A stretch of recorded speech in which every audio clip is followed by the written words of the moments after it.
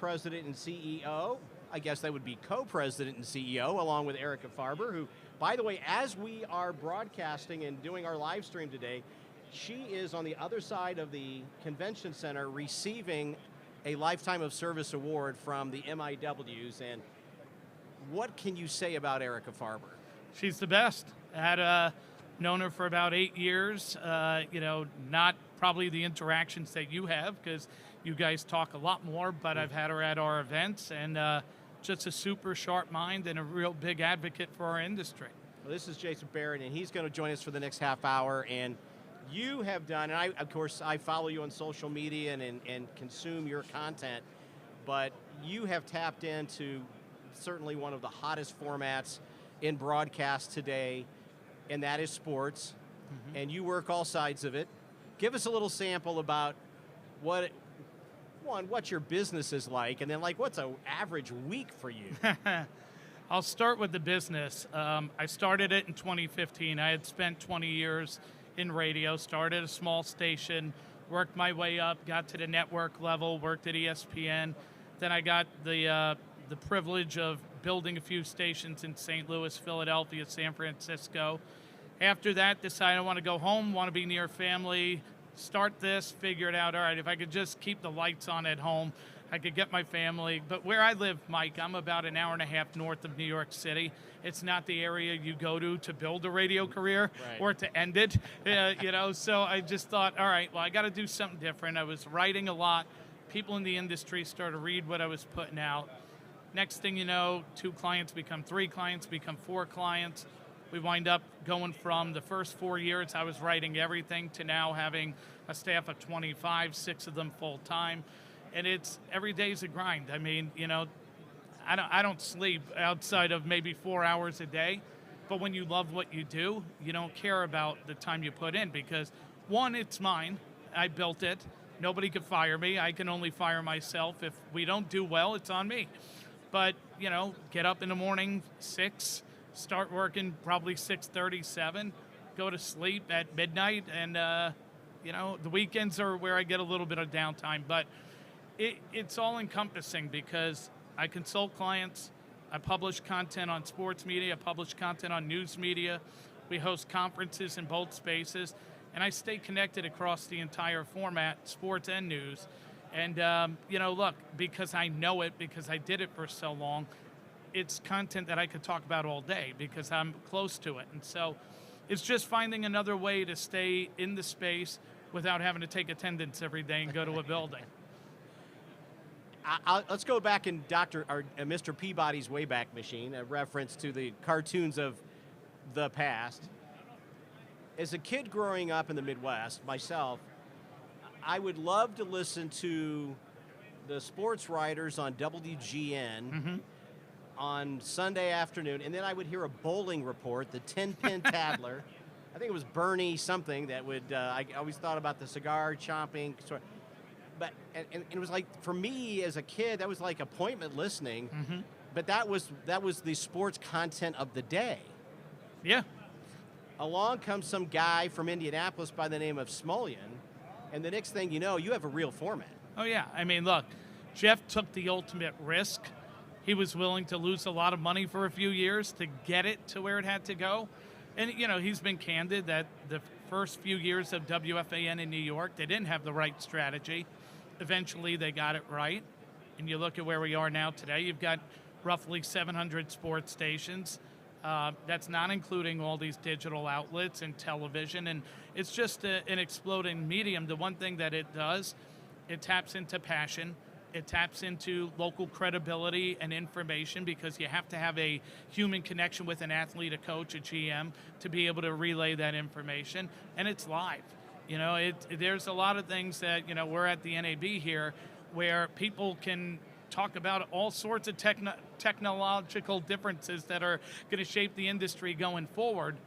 Sports is really hard to replicate and just turn on to automation, because you need 45 minutes of content an hour in a radio world, television, and you have to have human access to people and get their trust to share information. And the fandom from the people who consume the content, I mean, it's rapid. People spend 3 to 6 hours a day consuming this stuff. So if they're not listening to it or watching it, they're reading about it on social media or on a website or a newsletter. So, what is next in sports media? What do you see on the horizon? I mean, look, I think a lot of it, when we think about next, I don't think there's going to be like this second wave of AI. I think it's trying to figure out, how do we work with AI? How do we, like radio operators, what's your strategy on YouTube to not only generate audience, but generate revenue? What is your live event strategy? What is your merchandising strategy? I'll be candid. I think a lot of times, we've been talking about this for 8 years, and people are slow to move. And it's, it's understandable when the majority of your business comes from spots and endorsements. It's hard to look and say, let's spend 50% of our time on a live event or merch strategy. The reality is the business isn't growing from a revenue standpoint, radio. So you have to find ways to generate dollars in other areas. I think AI will become a bigger part of what we do, especially you look at, do you need a sports update anchor when you could literally have somebody just regurgitate 6 headlines who's an automated voice? No, you don't need it. Websites, do you need to write press releases when AI could just pump it out in 30 seconds? Probably not. The personality, though, who dominates discussion and makes you tune in, that's going to be impossible to duplicate. So I think, talent are really key to this. What I do wonder is the middle manager. Eventually, you've got to be more than just a radio programmer. I was a radio programmer 10 years ago, but I was already into podcasting, video, social. I'm obviously a publisher. I knew a lot more than just how to run a radio station. Folks who only know how to run a radio station, they're in a tough spot. You're going to have to evolve, and you better evolve quickly, because tomorrow's generation, the 22-year-old, he's growing up in a very, very different way than the way we grew up on content. You mentioned the WGN example. I grew up on WFAN on the weekend. I just loved the radio. But today, my son, who's 22, he grows up with KFC from Barstool on Instagram, and he watches them for 2 minutes. He doesn't care about 45 minutes. He looks at 45 minutes and says, I could have watched 20 pieces of content. Why would I listen to one? So it's just a different world. And as new things come around, you got to adapt. Long story short, with all of that, the dashboard is key. Because if all of a sudden you can watch content, if you're just a person who can talk into a microphone, that's not going to work. You've got to be a multi-platform superstar, or it becomes hard to stay ahead of the game. Let's stay on that topic, but let's go down the commerce side of that. Mm-hmm. So, understanding the consumption realities. Yep. What are you seeing with your radio clients in terms of the commerce side, the business side of it? How they're able to leverage that and activate that with their local business community? Let's talk about that. Funny, I was just having a chat with a market manager out in the hall before coming over here, who has an event coming up for the NFL draft that will have 1,400 people in a room. Understood it's going to require a $10,000 investment to make 50. You have to be willing to spend money. The old adage. I mean, how many times have we heard, you got to spend money to make money? But everybody gets tight these days. I had a client, I won't say who literally would not launch a T-shirt campaign without an 8-to-1 guarantee coming back.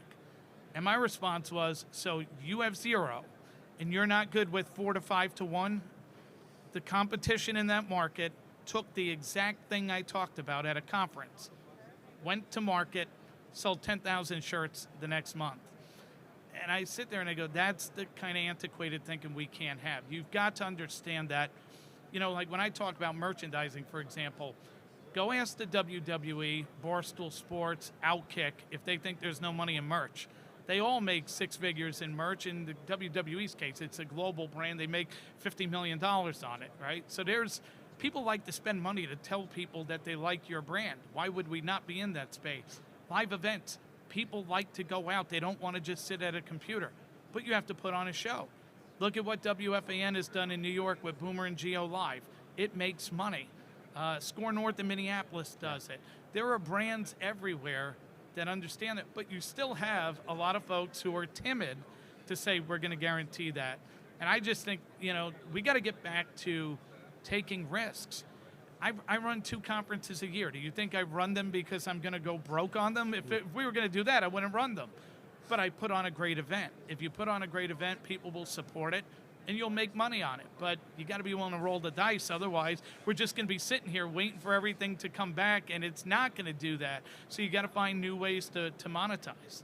So what inspires you? And we're connected on social media, so I watch you and your son, and a couple weeks ago, maybe it was last weekend, you're in Philly and you're outside watching a wrestling match, and then you're off to some NFL stadium and watching a game and buying some merch, and then the next week you're at some NBA thing, having an experience. And because I also am motivated by sports, I get cues about the economics of the world and opportunities.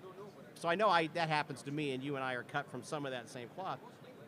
What inspires you? And then when you go into environments like that, what are you looking at and what are you looking for?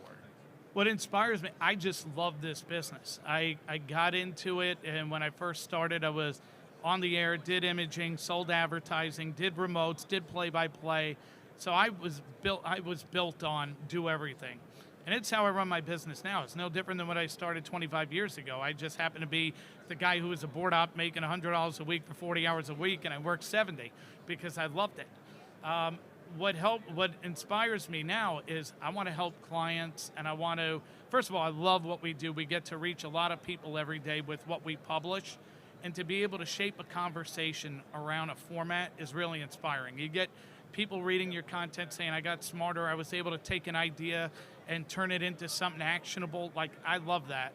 On the radio side, I want to work with, whether I'm working with a college, which I do, or whether I'm working with a skilled operation that produces a lot of revenue, I want to find ways to help people be better in areas they're not. I have one station that is a number 2 biller locally in its market, dominates the market as far as content. Everyone knows what the brand is. And the first discussion we had, I said, I'm not here to talk to you about your radio station.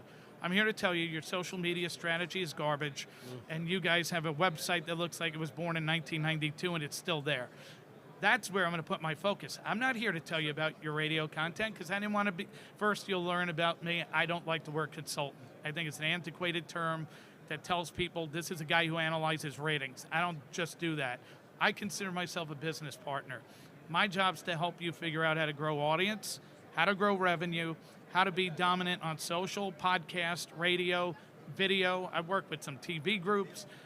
To me, it's all relative, and then it's just, what does this particular situation need? And so that's what drives me. I'm driven by the work I do. I'm driven by helping people in the industry we get better and smarter reading their work.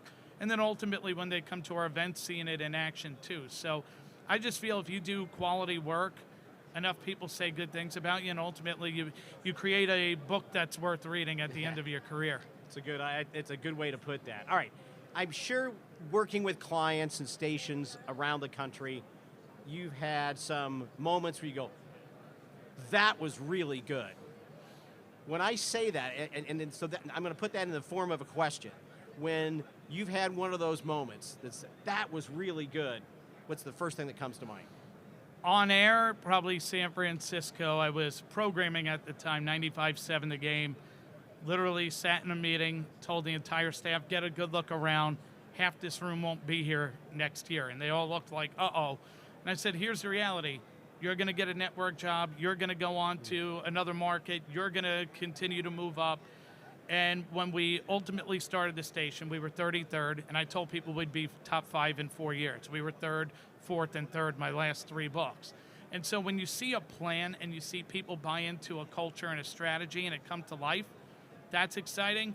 The second part of that is when I started that station, it was a market that was very diverse, but had no diverse talent on. And I created a contest, and I told people, we did a promotion called Lucky Break. And I said, the goal of this is to find a diverse, dynamic talent in this market. If we find somebody who's middle-aged white and he's great, fine, we'll do that. But I'm really doing this for one reason, because I know there's a lack of representation. Found a guy, put him on the air, he's now in middays and has been for over a decade.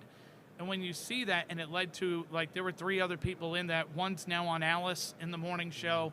Another one was on Nights for 6 years. When you see something you create lead to 4 or 5 people having a career, that's as rewarding as it can be.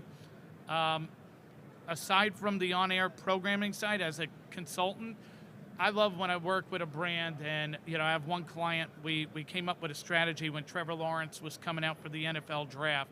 They're in Jacksonville, and we came up with, at the time, before this Manning cast started, we did a thing called the Trevor Cast, 6-week podcast series that's going to culminate on the Thursday of the draft. It produced revenue locally, produced impact on not just the radio, but also on the podcast, led to a growth spurt on YouTube. When you see a strategy come to life and people execute and it touch all the key points, that's what you do this for. So much of this is, do you have an idea and how do you execute it? And if you execute it right and it does what you're supposed to do, it's nothing better. All right, so I'm gonna ask you for some free consulting services, and I know that our viewers, and we have our live viewers right now. Something's going to happen here in a few hours, but likely a lot of folks will be consuming this later. So I'm going to put you on the spot. I know you do work in Indianapolis, right?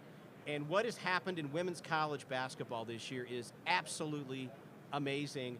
And it's not just because of one person, but certainly one person has been at the focal point of that, and that is Miss Caitlin Clark. Yep. Playing at the University of Iowa, 2 times make it to the national championship game. Unsuccessful against an amazing South Carolina, but I promised Erica we weren't talking sports, so I'm not going down that path.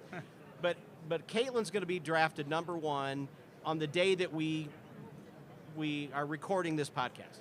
So you consult, and I know you do work in Indianapolis, but so take that brain. So you have this amazing athlete, Caitlin Clark. She's coming into a smaller community. You're consulting Station X, whatever it is. I know you actually do, but what are those tactical recommendations that you would bring, because this is a very big deal that radio can capture? So there's 2 parts to it. The first thing has got to be today. What are we doing with the draft, right? So obviously it has to be a dominant discussion. Got to have social content. Got to have, are you on site for live event to monetize? Do you have a shirt created that's going to, help get around the trademark issue and help the local brand make money? That'll be our next session with the lawyer, so go ahead. Then becomes after today, okay, how do we move this forward? Are you doing a deal with her? Are you doing a deal with a vendor who's got a deal with her? Are you doing a merch strategy? What's your live event strategy when she starts playing her first game, her second game? All of this is, when people are into something, your job is to get in there and make it available everywhere. Like, you've got to have content on YouTube, content on X, content on Instagram, radio. Are you partnering with a TV station? Do you have a merch plan? Do you have a live event plan? All of it goes together. When you can do a deal, and this, I've done a lot of deals with players, and I've had markets where I didn't do any. When you can do it, then you can monetize in a much greater way, but that requires an investment. So, and that also requires the athlete wanting to do it. Sometimes Caitlin Clark gets there and goes, look, I got plenty of money, and I just want to focus on basketball. I don't want to do anything. Okay, maybe we can only do one event. It's an annual live show. Maybe it's tapping into a charity and you find a way to connect that way. Maybe you're just working with a vendor who's gonna, it's an advertiser who's gonna put her voice on spots, whatever the way you want to approach it. I think part of the main thing, though, is you got to be part of the Caitlin Clark universe, because you realize that, hey, in this town right now, this is a big deal. And the beauty of sports is it changes every day. So this is really hot right now. In a month from now, there'll be something else that's red hot.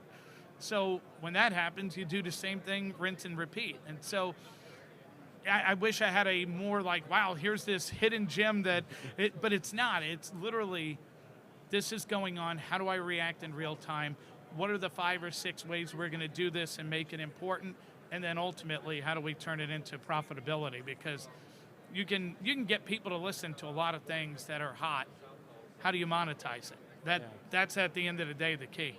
All right, the future. Young people. You mentioned young people and seeing young folks here in sports, and we haven't talked a lot about news, in our conversation today, but young people engaging in the medium of radio, and we all agree the definition of radio has changed, which is terrific. What is your advice to young people about getting into our business? It's interesting. We're having this chat. I just went to a university last week in Florida where I talked to 14 students about getting into the business. 13 of the 14 didn't even mention wanting to get into radio. They wanted to get into social media. They want to work for teams. They want to create content. It's why I tell people we're not in the radio business, not the podcast business, the TV business. We're in the content business. The content business is still red hot. Kids today just want to create content. They don't care where the hell it gets distributed.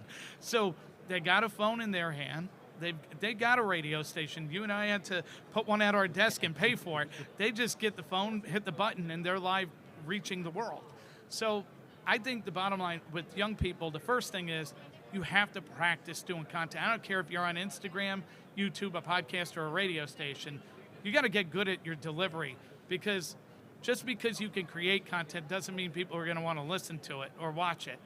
So getting better at it, first of all, there's nothing like the live element. It doesn't matter what platform you're on. You love creating something and seeing people respond to what you're producing. So for them, I know there's still a heavy demand and excitement with young people to create content. The bigger challenge is for radio groups finding them. You have to go to where they are. They're not coming to you in the inbox like they used to. And I don't know if you saw the Adam Sandler remake, The Longest Yard, but there's a great line in there where Adam Sandler goes to Michael Irvin on the basketball court and he says, you must be quite the athlete. Michael Irvin says, you risked coming into the jungle because you know I am. And I tell people that's recruiting with the business all the time. My best talent I ever found, I've put people on in Market 4 who had never done full-time radio, and they weren't ex-athletes. And people thought I was nuts. And I said, someone with an ability to make you listen for the next 5 minutes is who I want to be in business with. I could teach them how to tease. I could teach them how to set up a topic. Someone who's commanding and gets the room's attention, you either have that or you don't. Young people want to get in the media business, whether they want to do it on social, TV, radio. I think a lot of it, when you look at college kids, they haven't lived a life yet where they're in a car at 25, 26. You change when you become 27, 28. Now you got to pay a mortgage, and you can't just do shows on Instagram. So I think that's where we have, some value. We could pay a kid to start his career. At the same token, the good ones, you got to go find them, and they're out there. But you can't just, I'll develop this board op, and he'll become my future afternoon host, or go to a small market. They don't need to go to a small market. They'll live at home, create content, build 5,000 fans on social, and you'll have to hire them because they're good. So, what do you want the radio industry to know about the radio industry from your perspective? I love the radio industry. I think the radio industry sometimes stands in its own way. We all know the narratives. Revenue has been flat to down, right? Which means, where's it coming from? Well, digital continues to grow. Everybody knows that. But what are we doing on Instagram, X, YouTube to make sure that we're not just saying we're getting crumbs off of AdSense? That's little bit. What are we doing to make real money in these spaces? I gave you the 8-to-1 example before. When you have zero, you need to open your mind and say, listen, show me how we make 100,000 here, 100,000 here. Eventually, to grow, you got to try 5 or 6 different things. And so I still think there's a lot of great talent, a lot of great brands. We've got local trust in a lot of communities. I think sometimes we operate out of the playbook of, we know what works. We did that 20 years ago. We're not 20 years ago. And what we're going to be in the next 10 years is going to be rapidly different than where we are today. And so the biggest thing I would just say is open your mind and get out of your own way. I have to do it myself sometimes. I remind people now, I just turned 50. I'm about 4 years away from being out of the demo, right? So what still feels cool to me is not cool to a 32-year-old. So I have to live through the lens of, okay, what drop would I play? What song would I play on a station? Well, that was cool to me, but it's not cool to a 32-year-old. So whatever he or she is into, get in there. And I mentioned she because I think, especially in sports, we've built this case around men 25-54. Says who? That was what we built on in 1992 and 1989. It's 2024. You just mentioned Caitlin Clark. We were at a breakfast this morning where I saw a flood of hands go up from women who buy tickets, merch. Going, women are part of this conversation now. So, first of all, sports stations shouldn't be narrowcast. Why are we not playing in the adults 25-54 space? And what are you doing to make sure that you have success in that space? You're not going to do it with just the same, representation on the air. Got to have women on. Got to have diverse voices on. And if you don't do that, I think you're not following the trends of where the world's going. Good advice. Thank you for sharing it. Erica's favorite last question. Radio matters because? Because it's still live, local, and produces human connection. People love to be entertained. Like I have a line I use all the time when I'm talking to sports stations. People like to hear people talk with and about other people. It's everything about the media universe revolves around that. So as long as, like this conversation right now, we have a group watching us. Why? Because people are fascinated by discussion. They like to be informed and entertained. And so the key is doing it really well. If you do it really well and are compelling, you'll always find an audience. Then you just got to figure out, where do I put that content? Where can I monetize that content? But radio is still very much vibrant and alive and well. We just got to become more than just radio. We have to be audio, content, and it's got to be played in every single arena, because there's no reason that in 5 years TV stations should be dominating audios. Audio could make the case that it should be, TV should be having these discussions going, how do we make sure audio stars today don't become the video stars tomorrow, and vice versa? That's a good problem for all of us. All right. Jason, thank you. And for the record, my 10-year-old granddaughter has requested a 22 Indiana Fever jersey. So what you say is true. See, now the radio station has to create something, so she spends her money on the radio station's brand, not on the Indiana Fever. Jason, thank you. You got it.